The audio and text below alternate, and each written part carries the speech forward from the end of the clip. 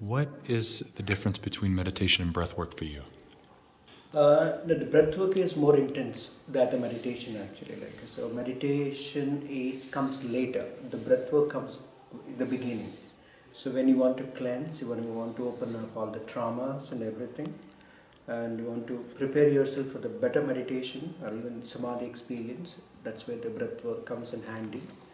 And meditation is the next stage, and which will prepare you for the next higher samadhi stage. So, both are different. Yeah, but both, we need both. Yeah, and it's kind of like what he was describing is the breath work really does lay the foundation for setting up basically a proper meditation, because it cleanses the nadi systems and it kind of calms the mind down, so it prepares you to be able to concentrate and eventually meditate. And depending on how deep you want to get into it, then you have these nadi systems that when you do any type of variety of breath work, something like what Mahesh does, then it really cleanses those 72,000 nadis, the entire channels and the systems within your body.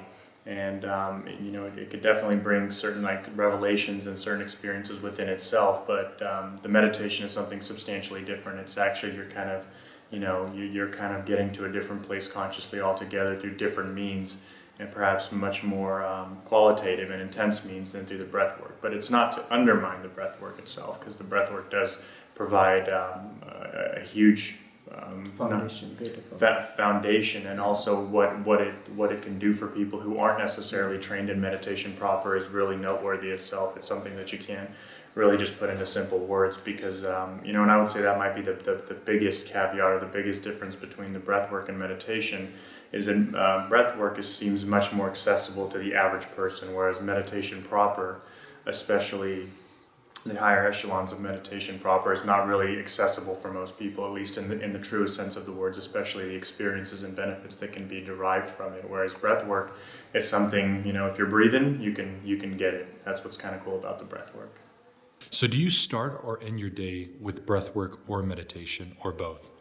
I started off meditating. That's the beginning of it, because it just seems a little bit more subtle, and I've noticed that it seems there's for me particularly, there's more benefit in meditating in the beginning of the day, because you can kind of take that subtle, calm, balanced energy throughout the day, whereas breathwork does it, but it does it a little bit different. And I just noticed personally for me, I noticed I have a little bit more benefit derived from the type of breathwork I do when I do it at nighttime, particularly maybe an hour or two before I go to sleep. It's not to say that I don't meditate at night, but it just it seems that kind of works for me and what's going on in my life, that I meditate during the morning and then do my breathwork rounds at night. Sometimes followed by meditation immediately after that, but usually it's about meditation in the morning and breathwork at night. Yeah. So considering that we do breathwork to cleanse the nadis. So it's something like this. The cleansing of the nadis you do once, so once for all. Let's say, like Joe mentioned in the beginning, 72,000 nadis. So let's say when you do the breath work and you start opening more and more nadis, and you don't need to do more and more breath work, but you can continue on the meditation more. So in that way, the best practice, what I felt was do the breath work once in a week or twice a week, two breath work, intense breath work, in a week. But continue catch up with the meditation every day. And again, when it comes to meditation, just instead of doing it with just for 15 minutes, 30 minutes a day, like some people do, instead of that, I say the longer you sit is better. 1 hour if you can sit every day is really good. Right. So you can see every week. So 1 week, let's say you'd have about 5 meditations and 2 breath work, or 6 meditations, 1 breath work in 1 week, and then you continue for a few weeks, you'll see a greater progress in your spiritual journey. Right. So what's a good place to meditate and do breath work? Yeah, good question. Either for the breath work or the meditation, if you can choose a place in your house, in your a small dedicated place for it, it's really good. So meditation, the best is if you sit in some posture, sitting like Padmasana, Siddhasana, or even normal squatting, it'll be okay. For the breath work, the best is lying down. When your body is lying down, you lie down and you're under really good rest, so you can connect and open up more and release more. Right. So that when again in breath work, because you go on for a long, maybe even sometime people can go on breathe for 1 hour, 1 hour 30 minutes like that. Okay, so the meditation is like shorter normally compared to in the beginning. So in that way, meditations, the position is different. The breath work is going to be different. Right. And again, one more suggestion would be like, it's always good to do the meditation or a breath work with the nature. So I always seen when we do the breath work under a tree on the lawn outside or near a beach on the shore, it's always much more energetic actually like doing. So you can choose breath work, any place you want to do, any power spot, even much better. But for meditation, stick on to some place where you can daily practice at the same place. You'll have a best results going forward. Yeah, it's pretty much my understanding as well, and kind of what I do is, like the yoga scriptures, they recommend is basically you want to figure out one spot that's generally quiet and away from people. Any kind of nature is always best, facing either east or north, and that's because the way the ecliptic of the planets come, so you can kind of get that energy as you're doing your meditation rounds in the morning. But any place that's kind of convenient, local by the house, so you can go there every single day, even inside the house. But generally, what I like to do is face east, and pick a spot that also has sometimes for meditation that has a back support, so you don't have to focus on your posture per se. You can actually just relax your back up against a wall, and you can do your meditations like that, and you could really just focus on the actual practice of meditation rather than if your physical posture isn't as good as it perhaps ought to be.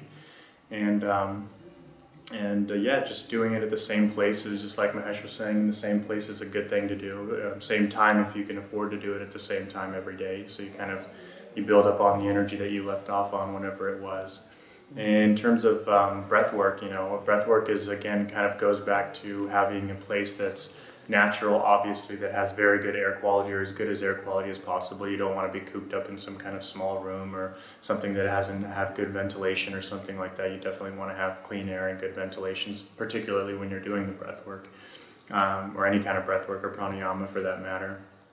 And again, if you could align facing like an east-west, an east-west type situation, just so your body can get the energy of the ecliptics rotating around the earth, that would be great. It's not required, but it's a good thing. And especially when doing breath work, I've noticed from my personal experience, it's great to do it around some type of water if you're doing it, like maybe around a river, if you have that around then any kind of like nature by a tree is excellent, a river. It's definitely good to do the breath work and meditation for that matter, and around those types of environments. Yeah, in terms of direction, east or even the north also is really good actually. Yeah. Facing north is wonderful. If not, then go with the east. Yeah. Breath work, no direction. You can lie down and just start. That will be okay. Yeah. As far as on a spiritual path, how does breath work help reach your goal? Well, that's a good question, and I got into breath work at this point probably close to 13 years ago. That's when I first started doing something similar to Bhastrika Pranayama. That may not be Bhastrika proper, but I was doing something similar to Bhastrika Pranayama. Mm-hmm. And I've been doing it, like I said, about 12, going on 13 years now. And I think really breath work is indispensable. Not necessarily the type that I was doing, but breath work as such I think is an indispensable tool to spiritual growth and even meditation, because to say it's a foundational requirement for concentration and ultimately meditation itself would be an understatement. You really, unless you've ever done it, you really don't know how much benefit it can actually provide you, both physically and mentally as well, until you do the type of work, and then you kind of look back and you're like, wow, I feel so much better. I feel clearer minded. You start even understanding scriptures from different perspectives, or even these types of philosophical problems that maybe your mind can't wrap its head around. You start understanding it a little bit differently. And I don't want to say you become enlightened. That would be a little bit too I don't know what you would say, too belligerent or blatant to say you become more enlightened, but you can feel your body becoming cleansed in this sense. in the sense of just having a better clear thoughts, better visions. You know, your ability to concentrate is quicker, it's better, your ability to solve problems is better, you just feel lighter. And this is, again, when you do the work and you experience it, then these types of things make sense.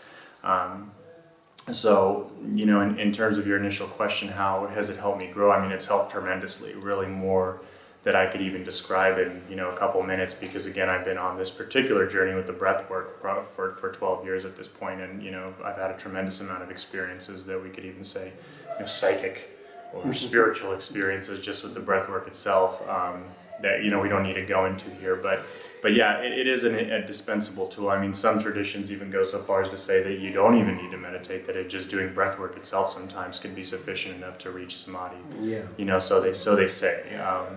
Mahesh could probably elaborate on that a little bit more, but you know, breath work is absolutely an indispensable tool of spiritual growth, period. It's indispensable. Yeah, that's very true actually. Like, you know, like the whole thing goes like this when we talk about the yoga, you know, which is like breathwork, meditation is all part of that, you know. So they say there are 8 folds in the yoga, like what we say, like yama, niyama, okay, asanas, pranayama, pratyahara, dharana, dhyana, and then samadhi. You heard about this, Yeah. like all these 8 steps, Right. Yeah. Of course. And this, like, no, okay, yama, niyama, we say, okay, we have been following, you know, code of conduct, disciplines, we are good at that. Asanas, we say the physical exercise, okay, we are doing that.